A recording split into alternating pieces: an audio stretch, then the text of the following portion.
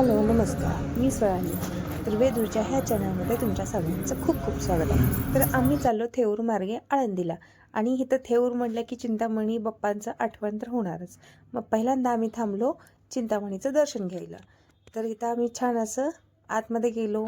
खूप सकाळी गेलो होतो, म्हणजे तरी 7 वाजले होते. आणि छान असं सकाळी सकाळी बाप्पाची भेटली आम्हाला. आत गेल्या गेल्या आरती.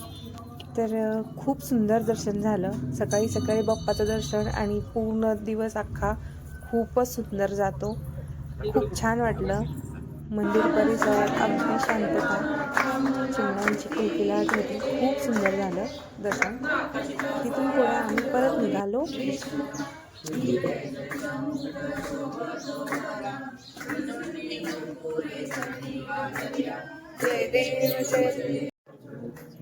बाप्पाचं दर्शन करून निघालो. तोच आम्ही गेलो तुळापूरला, जिथं संभाजीराजांचे आहे समाधी. तर इथं आली होती मुलांची शैक्षणिक सहल. तर खूप छान वाटलं. खूप मुलं गर्जना करत निघाली होती. खूप छान वाटलं तेही. इथं संगमेश्वर मंदिर आहे आणि तुळापूरचं तुम्हाला तर सगळ्यांना माहितीच आहे. तर आम्ही महाराजांचंही दर्शन घेतलं आणि संगम, नदीचा संगमही पाहिला. आमच्या मुलांनाही दाखवला. त्यांनाही माहिती आपल्या सगळ्या इतिहासाची असायला हवी. तर आम्ही तिथं थोडी माहिती सांगितली, जे की ऋग्वेदला आणि ऋचाला माहीत असायला हवी म्हणून. तर इथं छान असं सकाळी सकाळी खूप छान असं वातावरण होतं. सगळ्यांचे दर्शन झालं. पुढे आम्ही निघालो आळंदीला. आळंदीला पोचल्या मग काय, पालखीचं दर्शन आणि आतमध्ये देवाचं दर्शन.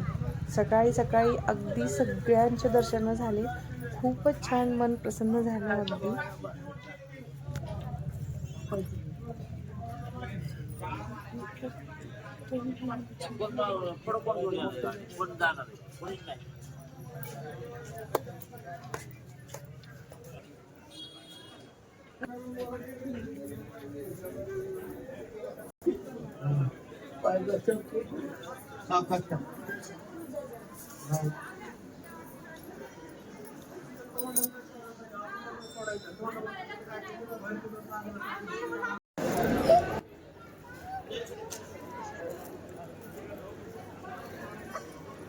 दर्शन गर्दी.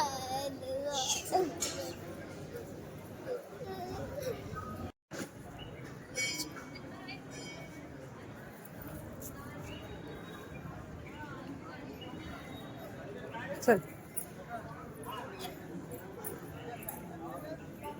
अजाण बाग वृक्ष.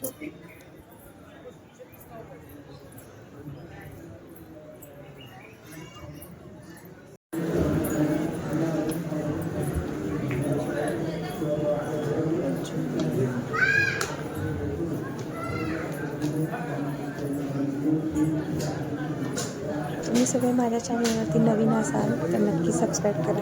जे माझे मिनी ब्लॉग असतील, फुल ब्लॉग असतील, ते तुम्हाला दिसत राहतील आणि थोडीफार माहिती होईल, जे की मलाही नाही बट मी माहिती करून घेते आणि तुमच्यापर्यंत पोहोचवते. अशा तऱ्हेने आमचा सगळा प्रवास छान अगदी पार पडला. आम्ही सगळ्या देवांचे दर्शन घेत गेलो, येतानाही आलो. आणि तुम्हाला माझे व्हिडिओ कसे वाटतात हे नक्की सांगा. थँक्यू. मूर्ती म्हणजे ज्ञानदेव पुण्यभूमी पवित्र ज्ञान राजा